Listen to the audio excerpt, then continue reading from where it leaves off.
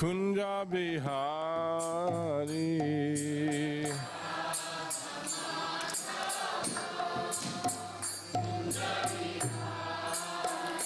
Jaya Radha Madhava Kunja Bihari.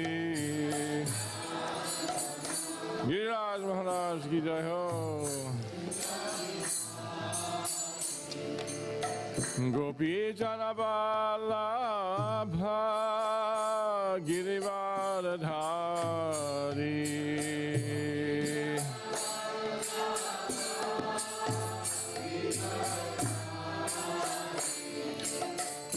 Gopi Jana Vallabha Girivardhari.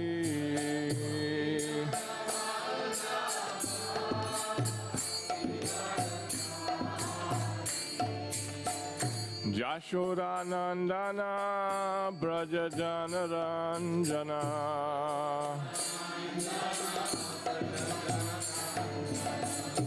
Yashoda Nandana Braja Jana Ranjana.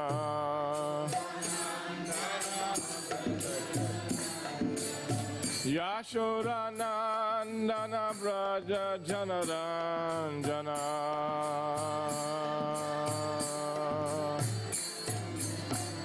Jamuna Tira Vanachari.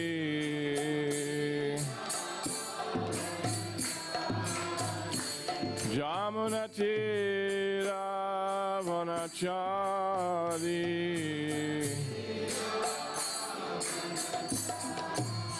Jayo Radha Madhava Kunja Bihari.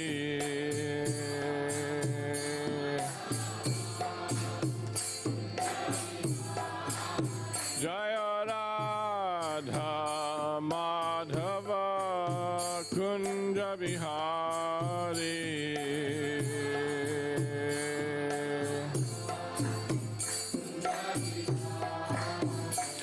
Gopi Jana Vallabha Girivardhari.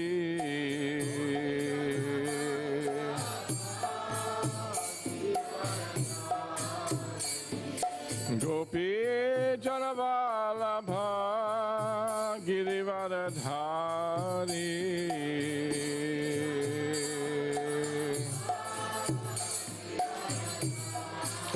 Yashoda Nandana Braja Jana Ranjana. Yashoda Nandana Braja Jana Ranjana.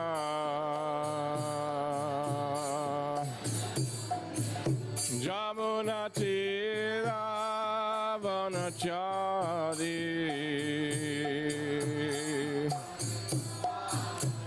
Jamuna Tira Vanachari.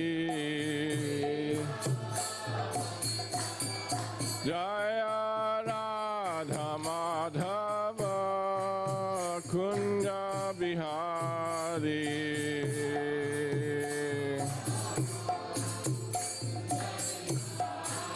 Jaya Radha Madhava Kunja Bihari.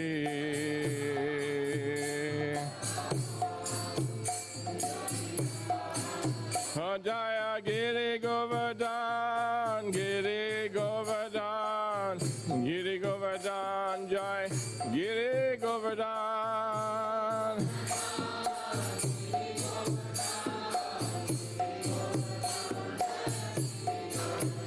Jai Giri Govardhan, Giri Govardhan, Giri Govardhan, Jai Giri Govardhan.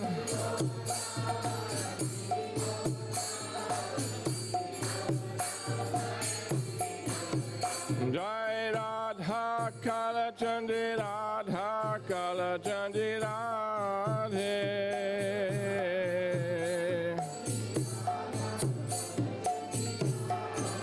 Jai Radha Kala Chandra Radha Kalachandi Radhe.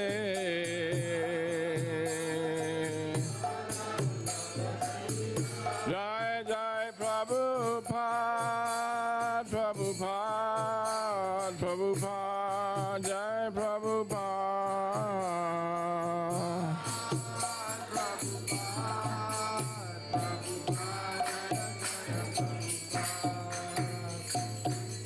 Jai Go Premanandi Hari Hari Bo, Shri Giriraj Govardhan Ki, Shri Shri Radha Kalachandji Ki, all the devotees of Radha Kalachandji Ki, Go Premanandi.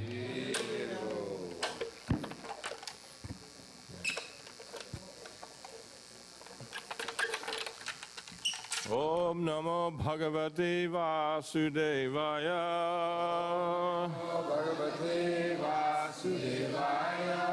Om Namo Bhagavate Vasudevaya. Bhagavate Vasudevaya. Om Namo Bhagavate Vasudevaya.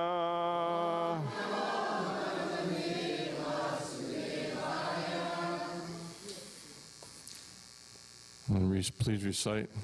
We're going to sing a Sanskrit sloka from Bhagavad Gita. Everybody can repeat.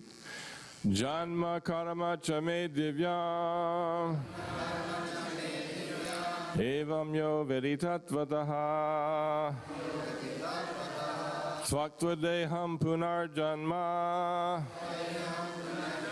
naiti mameti sarjuna. This is a special verse,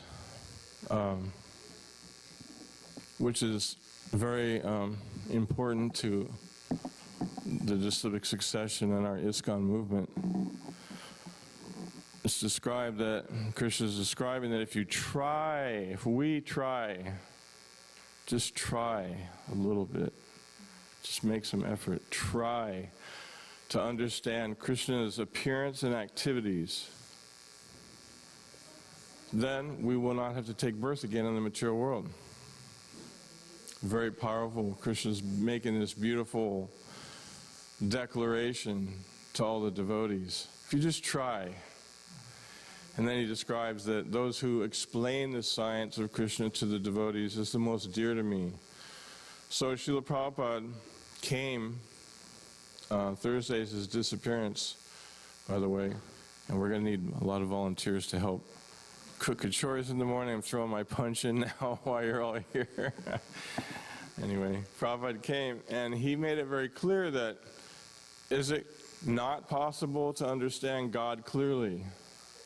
Or is it possible to get a clear understanding of God, of Krishna, of Bhagavan, the Supreme Personality of Godhead?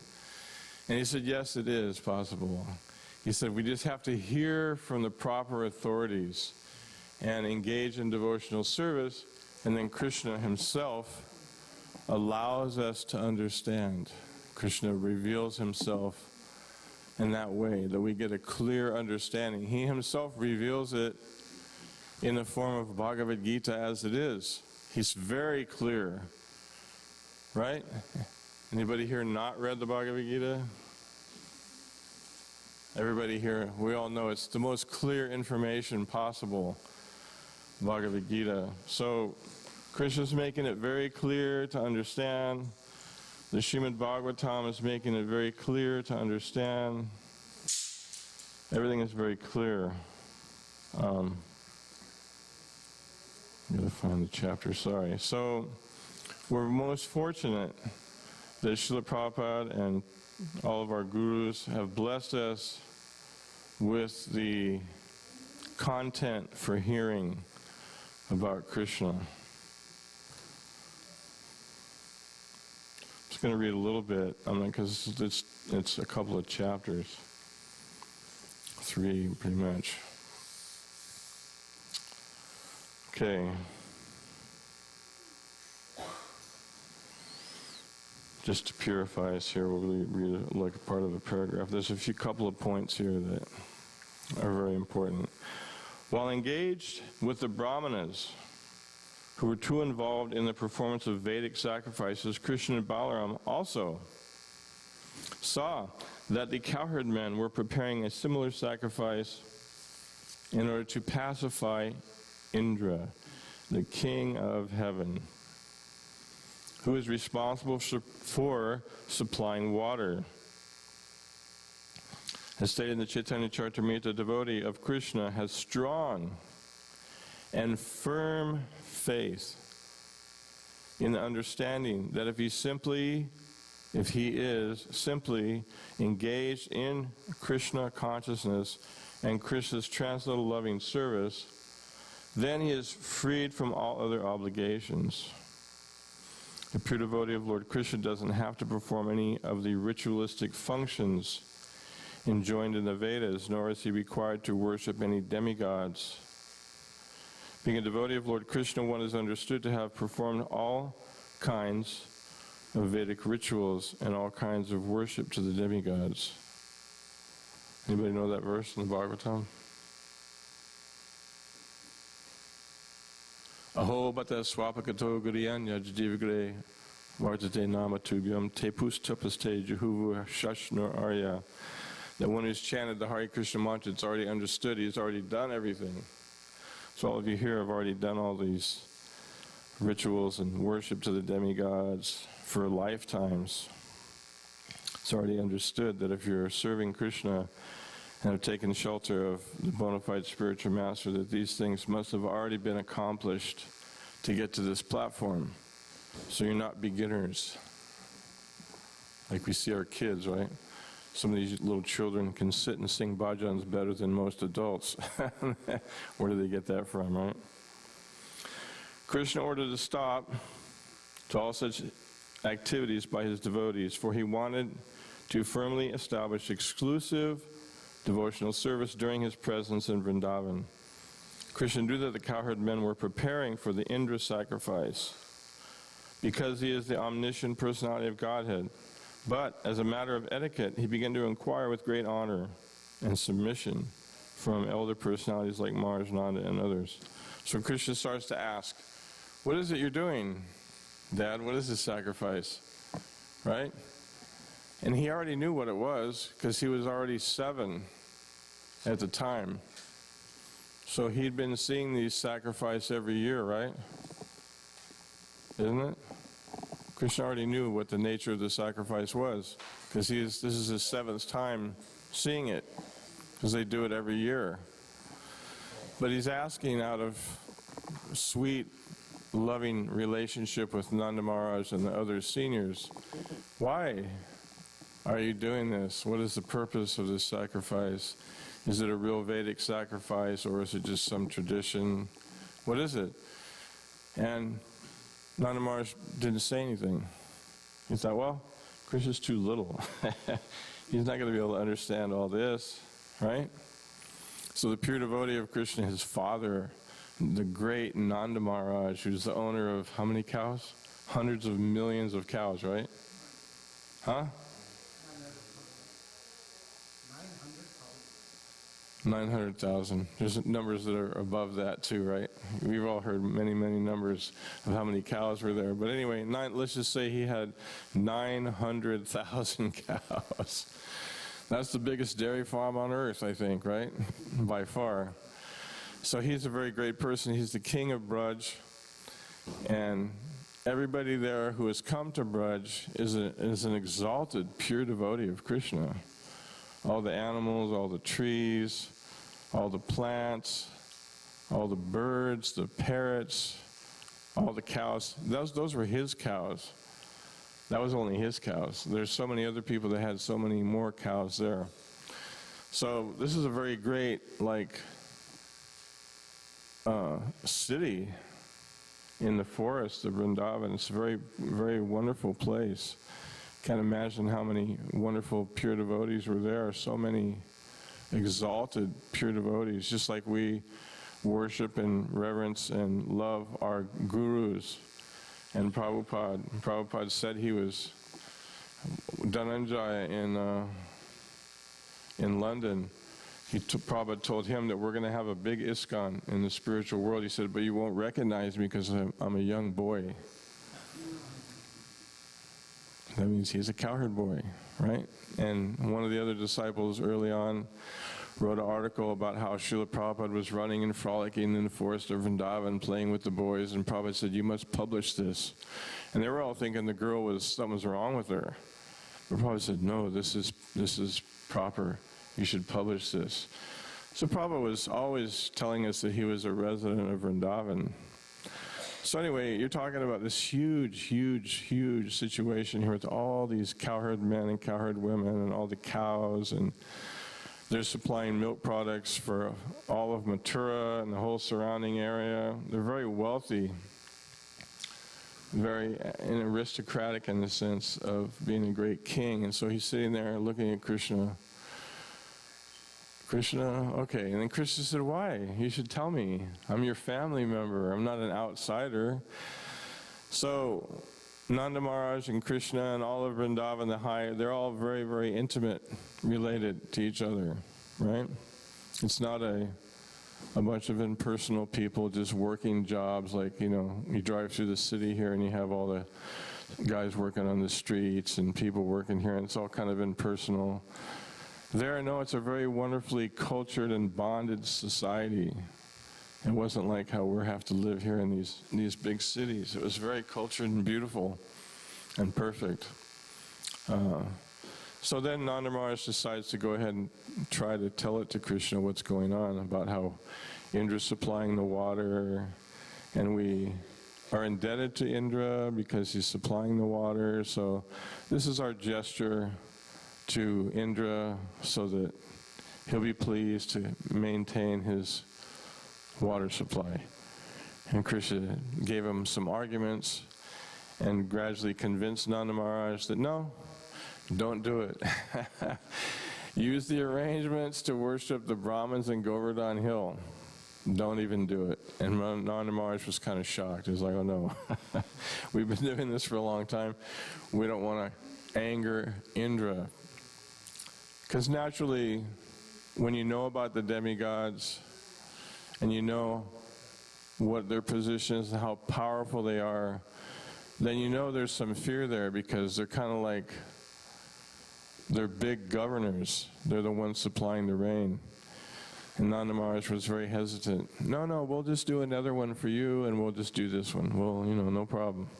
We'll figure this out. We'll do a sacrifice for Govardhan, but we still want to keep up the Govardhan Puja, the Indra Puja. Krishna said, no, shouldn't do it. You just shouldn't do it. You shouldn't engage in this sacrifice. Just use everything to worship Govardhan Hill. So they started, and they went ahead and surrendered to Krishna. They all loved Krishna so dearly. Krishna was the only object of love in their hearts, practically.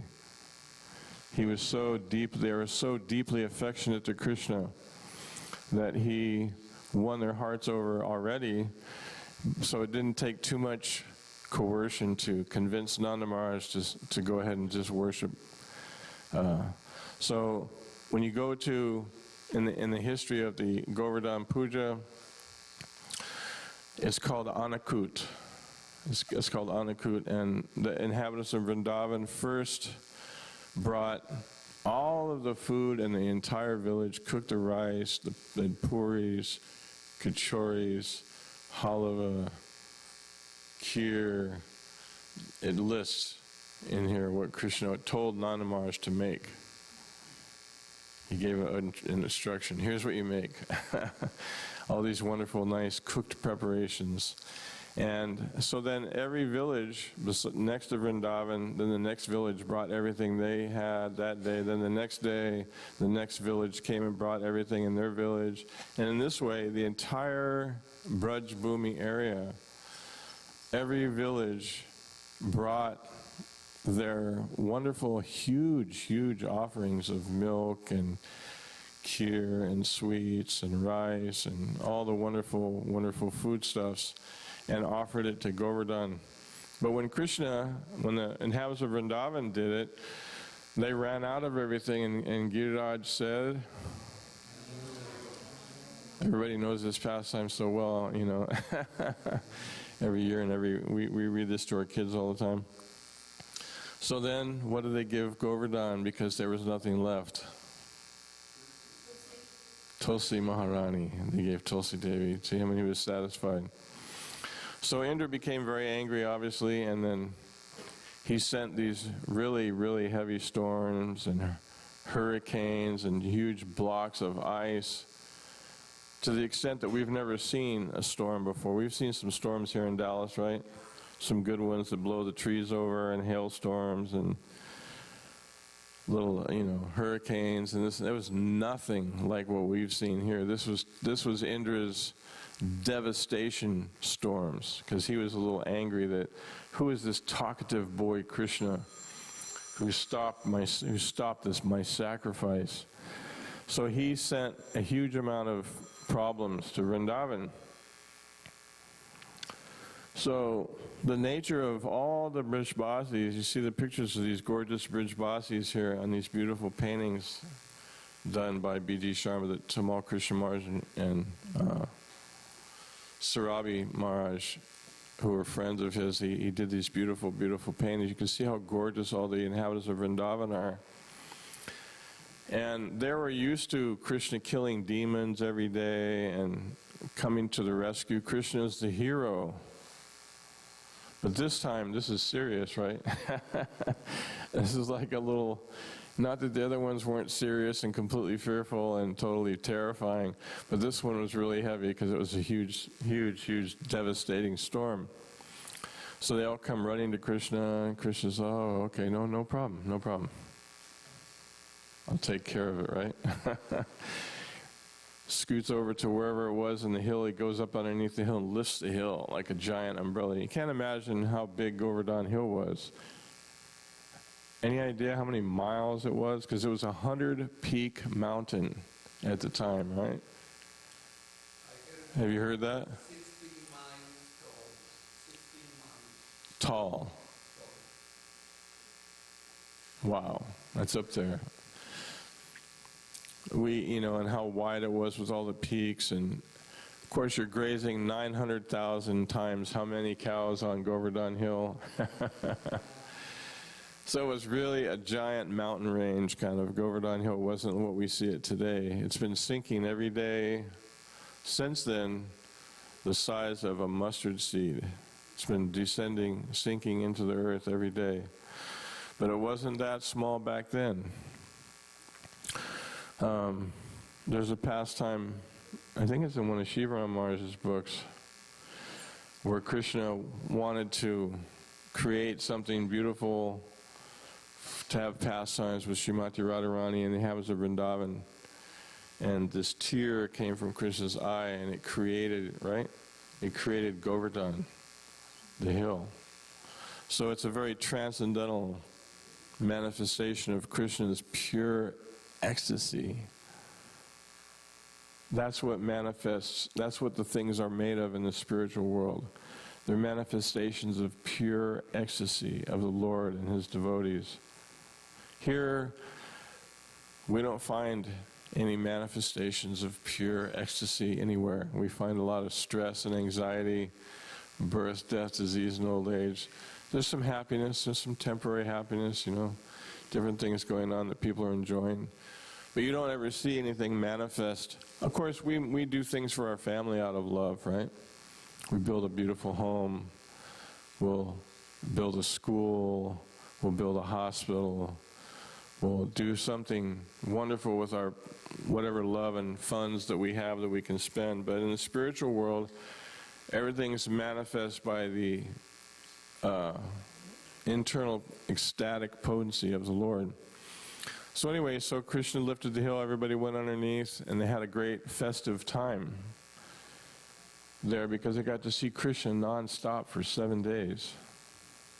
That was never possible because Krishna would leave every morning to go take care of the cows, and they would have a beautiful festival every morning, a breakfast festival. The Krishna's friends would all come, and they would have a beautiful feast, and Madhu Mangal would come and cutting jokes with everybody because he's the funny guy. He's the one that always lightens the mood. And they have this beautiful feast for Krishna and Balaram and his friends. And then they go take the cows into the forest. So everybody just watches Krishna. And they start feeling so much separation from Krishna as he's walking out of Vrindavan into the forest. And then later on in the day, he comes back. And then everybody's just awaiting. They can see the dust from the cows coming up from a distance. So they know Krishna's coming because there's so many millions of cows. And then they begin to see the cowherd boys, and they begin to hear the beautiful stories that the cowherd boys, who are the great poets, have put into song. So they hear these gorgeous songs glorifying Krishna as he's coming back to Vrindavan. So then everybody, again, their hearts are filled with love. The separation's gone. They get to see Krishna and Balaram. And then they get to do their seva of welcoming Krishna back. And then Krishna takes a bath, and his mother prepares a wonderful feast with the gopis. They all prepare this amazing feast for Krishna. And she bathes Krishna and feeds him. And then Krishna he sneaks out of the house and starts to rendezvous with the gopis and do different pastimes. So Krishna's existence is a manifestation of this pure ecstatic love, which is what we're missing here in this world, and is what we want. But we're missing it because here the nature is different. Here it's not eternal, full of knowledge and bliss. It's the mode of passion and ignorance in these cities. And, the devotees are actually the only ones really learning how to experience the mode of goodness, coming to worship the Lord, getting up in the morning. We're getting some experience. Some people get some taste of goodness by doing different yoga practices and living in the forest, or as we go to vacation, we rent a nice place and go to some place peaceful, go up into the mountains and try to cleanse the anxiety out of us. But here on the eternal platform of devotional service, our goal is to, as described in a different part of the Bhagavatam here in the Krishna book, that all of us have the capacity to do some kind of service. And each time you do some service, it's like adding a ladle full of ghee onto the fire. It's like we're depositing a pious devotional credit into our spiritual bank account. And that's what we're trying to do. We're trying to, like the cowherd boys, it's described that they had amassed such vast quantities of pious activities that they were able to play with Krishna as his friends. So we want to do that, right? That's what we're trying to do, is awaken that desire to want to go back to Godhead and to be with Krishna. So in order to do that, we have to start, not that we haven't already started, we have to continue to deposit pious deposits in our spiritual bank account.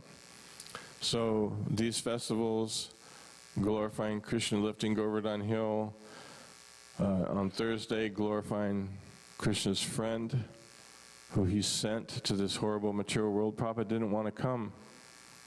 He was like, no, don't send me there. I don't want to go. Don't send me. Krishna said, no, I'll take care of everything. He goes, no, I don't want to go. It's too horrible there. And Krishna said, no, I promise you, I'll take care of everything. You go. So Prabhupada said, okay, and he came. So he didn't want to come here. Who in the spiritual world, who in their right mind, we'll just say, would want to drop into this Kali Yuga mess that we're experiencing here? The planet's being destroyed, or everybody's being exploited. It's a very pathetic, kind of horrific, it's almost like a hallucination how bad it is. There's so much bad stuff going on. It's just really inconceivable. But then Krishna sends Prabhupada and he says, okay, drop into the Kali Yuga. There's a perfect time here. The hippies, the Vietnam War, all this stuff. People just started to get allowed to come from India to America at that time. Prabhupada showed up, and now he gives us Krishna, gives us this opportunity to learn how to perform pious activities, perform devotional pious activities. So this hearing, this worshiping Govardhan Hill, cooking and offering to Krishna. Prabhupada said we could become self-realized just by cooking for Krishna, just by sewing for Krishna, whatever, making the flower garlands for Krishna. You can become self-realized by any one of these services. Distributing Prabhupada's books, helping others. There's so many ways. Teaching our kids about Krishna. There's so many ways we can become purified and become self-realized. So it's getting late and we have to stop at 7. Does anybody have any questions or comments or some addition of some beautiful pastime of Krishna they want to tell?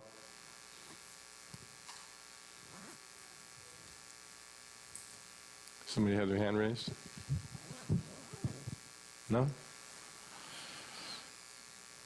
Anybody here been to Govardhan Hill? Wow. Just see how pious all the devotees are. Krishna's allowed all of you, so many of you, to go to Govardhan Hill. How many of you have walked around it? Some of us have been and haven't walked around it. Anybody want to tell one story of their experience walking around the hill? I'll tell one. I was supposed to go with a devotee from Fiji named Candra one morning early, and he had something come up, and I was like, this might be the only chance I get to go around Govardhan. So I had this really good camera with a big, long 35 millimeter. I mean, I forget what the lens was, but it was a 35 millimeter camera. And I took off by myself. Got lost a couple times, but it was sprinkling for a lot of the walk. And when it sprinkles on Govardhan Hill, all the peacocks open their tails and start to dance. So you see, I saw all these peacocks. And so I walked from the Parikram trail. There was a small trail leading right up to the hill. And there was like a chair, like a little bench there. But I was just standing there looking at all the other, looking at the hill. It was pretty tall at that point. And all of a sudden this peacock comes running up to me. He goes, puts up his tail. And I had this beautiful cameraman. I was like, yeah, this is cool. Krishna's letting me see one of his peacocks come and dance right in front of me, all dancing all over the place right in front of me. Because it was sprinkling, and Krishna just wanted to reward me for going by myself, I guess. So anyway, Vrindavan was like that. There's so many ecstatic, wonderful experiences that we have when we go there.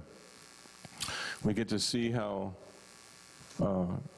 Vrindavan is a place where whatever little desire you have, it becomes fulfilled immediately. Anybody have that experience there? Yeah, right? It's totally magical. So it is the spiritual world.